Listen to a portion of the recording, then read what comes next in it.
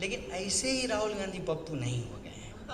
उसमें खर्चा लगता है भाई, इन्वेस्टमेंट लगता है। तो मान लीजिए कि मोदी जी को हीरो बनाना है तो राहुल गांधी को मूर्ख बनाना है, और ये काम अगर मोदी जी करते तो उसका इम्पैक्ट नहीं होता।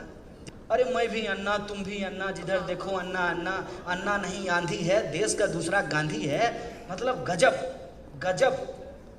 अब अन्ना हजारे आए हैं, अब मोदी जी कहते हैं कि राहुल गांधी खराब आदमी है, कांग्रेस खराब आदमी है, कांग्रेस बढ़िया पार्टी नहीं है, तो लोग कहता है अरे ये तो पॉलिटिकल अपोनेंट है, ये तो बोलेगा ही ना। कौन बोल रहा है? जिसका शादी नहीं हुआ है, जो समाज के लिए लड़ता है, जो मतलब है ही मतलब सन्यासी है। फिर प्रधानमंत्री चुन करके आए और प्रधानमंत्री ने कहा कि बाकी काम जब दूसरे लोगों ने कर दिया है तो हम पॉजिटिविटी फैलाएंगे। नहीं, सबका साथ सबका विकास, 15 लाख आपके खाते में आएंगे, 2 लाख नौकरी मिलेगी हर साल, 2 करोड़। तो वादा इतना करके भूले हैं कि हम मैं बहुत जा चुकी हूँ, वो मेरा एक्सपर्टीज एरिया है, यूपी बिहार, और सिर्फ मुझसे पूछते थे लोग बेगूसराय में क्या हो रहा है। मैंने कहा यार बेगूसराय के बाहर भी चुनाव हो रहे हैं। हाँ, ये मैं कुछ दिनों के बाद मैं भी चिढ़ने लगी थी कि बेगूसराय में सब प्रोग्रेसिव लोगों की नज़र बेगूसराय पे थी। इसका बताइए। देखिए, ये एक्चुअली एक सीरियस कॉन्स्पिरेसी का हिस्सा है। हम लोगों को थोड़ा सा प्रोपेगेंडा के साइंस को समझना पड़ेगा। प्रोपेगेंडा एक्चुअली होता क्या है? सुबह से लेकर के आपके सोने तक अगर एक चीज़ आपको बार बार सुनाई जाए तो आपका दिमाग का एक हिस्सा चाहे अनचाहे उससे प्रभावित हो जाता है, उस एक इफ़ेक्ट आपके ऊपर पड़ना शुरू हो जाता है। जैसे आप कहीं चले जाइए और कम पढ़े लिखे व्यक्ति से भी पूछिए ठंडा मतलब, तो उसका जवाब होगा कोका कोला। आपको पता है कि ठंडा मतलब कोका कोला नहीं होता है। ठंडा मतलब ठंडा होता है। ठंडा मतलब जो है कि मतलब आप सिकुड़ जाएं, ठिठुर जाएं, दिल्ली की सर्दी, ये होता है ठंडा का मतलब। लेकिन शब्द कैसे आपके परसेप्शन को पूरे तरीके से कैप्चर कर लेता है। एक सीरीज में मैं ही आपके इस सवाल का जवाब दे देता हूँ, जो कि टुकड़े टुकड़े गैंग और जेएनयू में क्या हुआ था और फिर बेगूसराय में क्या हुआ, उसके पीछे का जो एक प्रोपेगेंडा का साइंस है वो मैं बता देता हूँ। इसके लिए क्या होता है कि कई बार आपको खुद नहीं पता होता है कि आपके पीछे कितना इन्वेस्टमेंट किया गया है। मैं डिफेंड नहीं कर रहा हूँ राहुल गांधी को, लेकिन ऐसे ही राहुल गांधी पप्पू नहीं हो गए हैं। उसमें खर्चा लगता है भाई, इन्वेस्टमेंट लगता है।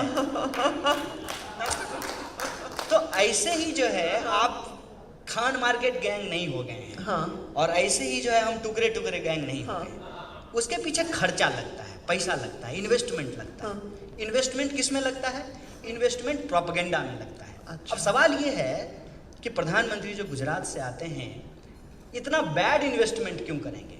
सम इंडिविजुअल्स, सम इंटेलेक्चुअल्स, सम प्रोफेसर्स, सम पीपल जो लॉयर हैं या एक्टिविस्ट हैं या ऐसे बिजनेसमैन जिनके पास करेज है कि वो अपना मार्केट का नुकसान सह करके भी देश के लिए आवाज़ उठाते हैं, तो उनके पीछे ये पैसा क्यों इन्वेस्ट किया गया? व्हाई? क्योंकि आपको भी पता है कि आप बहुत वोटर को इन्फ्लुएंस नहीं कर सकते हैं। हम तो खुद चुनाव लड़के देख के ही आ गए हैं। हमारे पास तो लिव्ड एक्सपीरियंस है।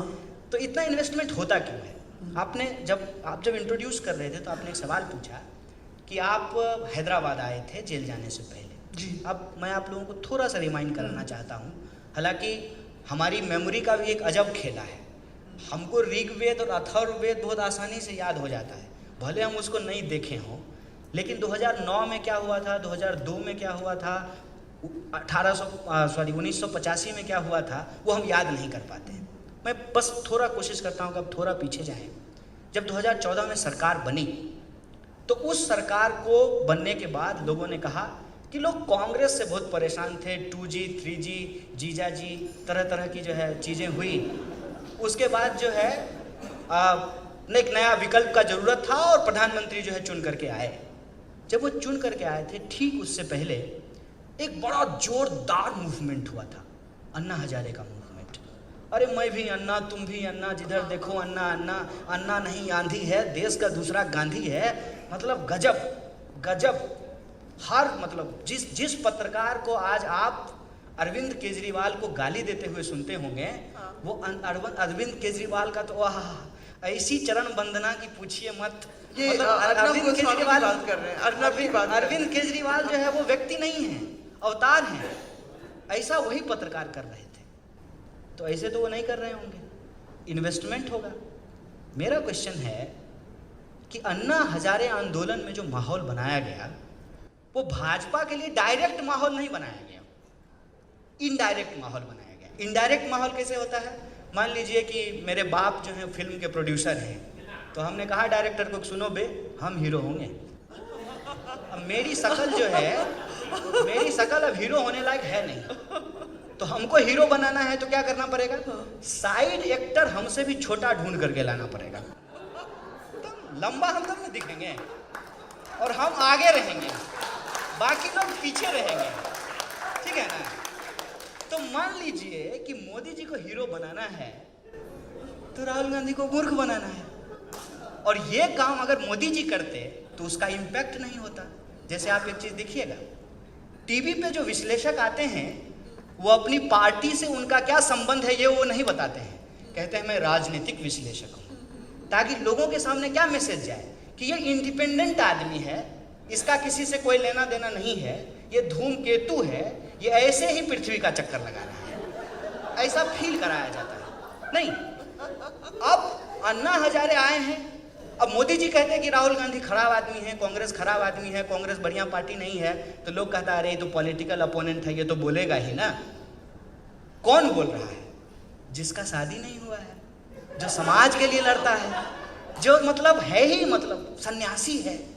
हालांकि काम और धर्म की बात कर रहे थे साहब, धर्म का धंधा करने वाले आजकल बहुत काम में लिप्त हैं, आसाराम बापू, चिन्मयानंद, नए नए नाम आते रहते हैं।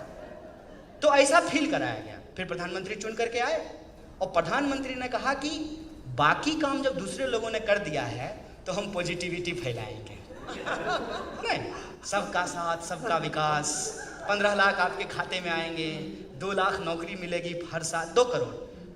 तो वादा इतना करके भूले हैं कि हम खुद भूल जा रहे हैं कि क्या बोले थे। तो ऐसा पॉजिटिविटी फैलाया गया और कि एक माहौल बना करके वो आ गए सरकार में आ गए। तो जैसे 2019 के बाद हुआ वैसे ही 2014 के बाद हुआ था, ऑपोजिशन छुट्टी पे चली गई। याद कीजिए, ऐसा नहीं हुआ कि 2019 के बाद अपोजिशन छुट्टी पे चली गई है, 2014 के बाद भी अपोजिशन छुट्टी पे चला गया था। विरोध कहां से शुरू हुआ था? विरोध शुरू हुआ था यूनिवर्सिटी कैंपस से। मैं कोई स्पेशल आदमी नहीं हूं, ये मैंने 135 करोड़ के इस देश में आई एम नॉट स्पेशल कि मुझे ही क्यों प्रोपेगेंडा का शिकार बनाया गया।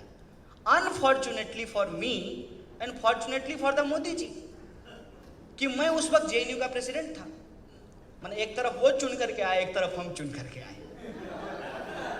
अब इसमें मेरी गलती तो थी नहीं, हम चुन करके आ गए, हम जेएनयू के प्रेसिडेंट थे। और अलग अलग कैंपसेस में सरकार ने आते ही जो ऑनस्लॉट करना शुरू किया, जैसे मैं कुछ इंसिडेंट बस आपको याद दिला देता हूँ, मे बी आप यू आर इंटरेस्टिंग और not, but I am telling you. Ambedkar Periyar study circle था IIT मद्रास में, उस पर बैन कर दिया गया। रोहित वेमुला का इंसिडेंट हुआ हैदराबाद सेंट्रल यूनिवर्सिटी में, FTII का आंदोलन शुरू हुआ जहां अनुपम खैर साहब गए थे। ऐसे ही बीवी जो है वो नहीं सांसद होती हैं, गाना तो गाना पड़ता है सरकार के पक्ष में। उनकी वाइफ जो है वो सांसद है और वो जो है बाद में FTII के डायरेक्टर भी बने थे। उस FTII में मूवमेंट हुआ, अलग अलग यूनिवर्सिटी में मूवमेंट हुए। तो उस यूनिवर्सिटी में हम लोग पढ़ते थे, शांति से अपना पढ़ रहे थे। सरकार बदल करके आ गई, क्या फर्क है? जैसे पिछली सरकार का मजाक उड़ाते थे, इस सरकार का भी मजाक उड़ाएंगे। 2014 से पहले जाकर के आप मेरा ही टाइमलाइन देख लीजिए। आजकल हमको मनमोहन सिंह बहुत जेंटल लगते हैं, लेकिन उस जमाने में हम लोग उनके ऊपर मीम्स बनाते थे, उनके ऊपर जोक्स बनाते थे। और यूनिवर्सिटी में यही माहौल होता है कि अपने सवाल को लेकर के स्टूडेंट जो हैं वो प्रोटेस्ट करते हैं, सरकार कुछ मानती है कुछ नहीं मानती है, this is normal course of action. लेकिन ये सरकार जब चुन करके आई तो जेएनयू अपने आप में ये जो अलग अलग जगह पे मूवमेंट हो रहे थे उसका सेंटर बन गया।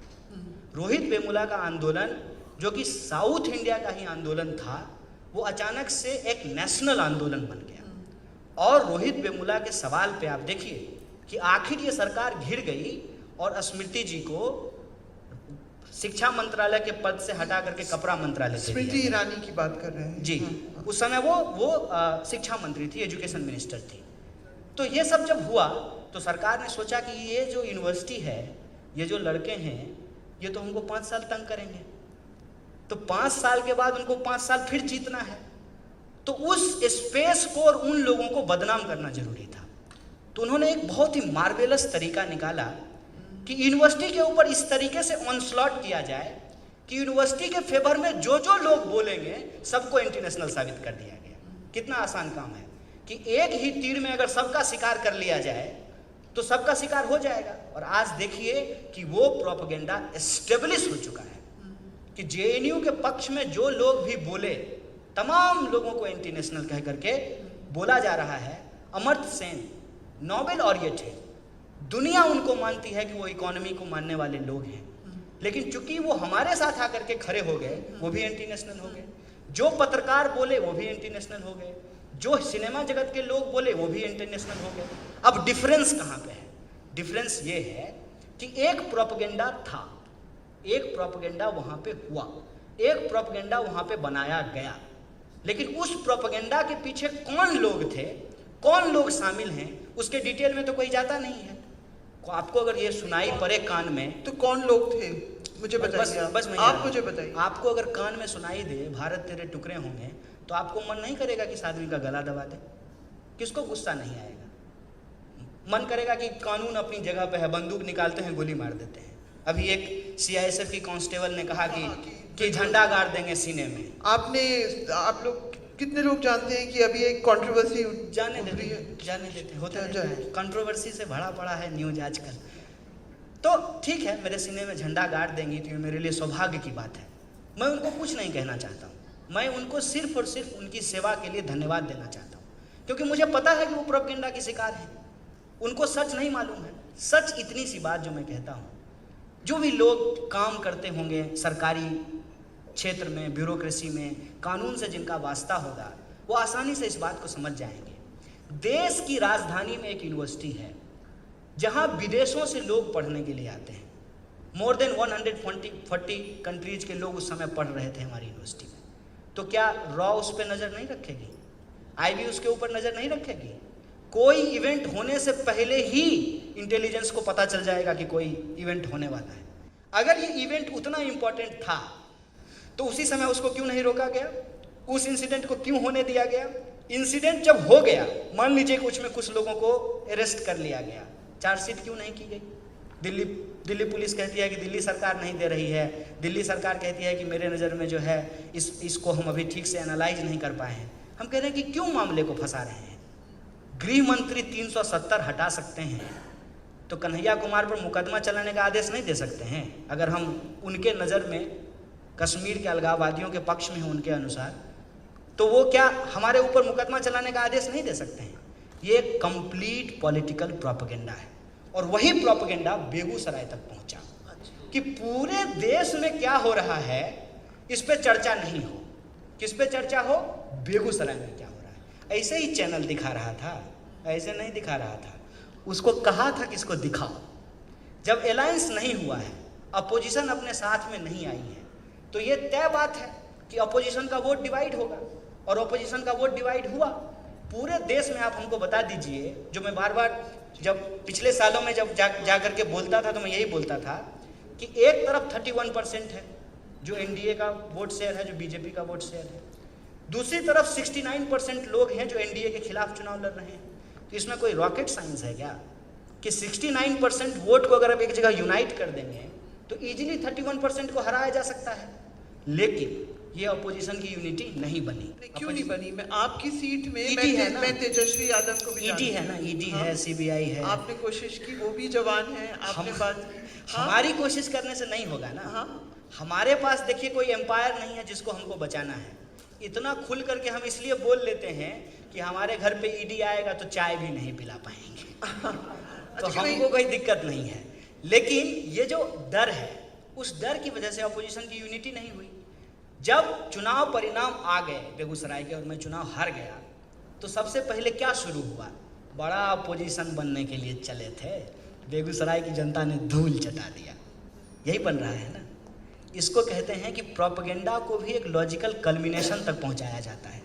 लेकिन मैं उनको एक बात कह देना चाहता हूँ, आप पार्लियामेंट में चले गए हैं, आप पार्लियामेंट जीत लिए हैं, देश के लोगों के साथ अभी भी वही समस्याएं हैं जिसको लेकर के हम लोग लड़ रहे थे। पार्लियामेंट आपका, संसद आपकी, हाँ। सड़क आज भी हमारी है। बिल्कुल। लोगों के हक और अधिकार के लिए अपनी लड़ाई को हम जारी रखेंगे।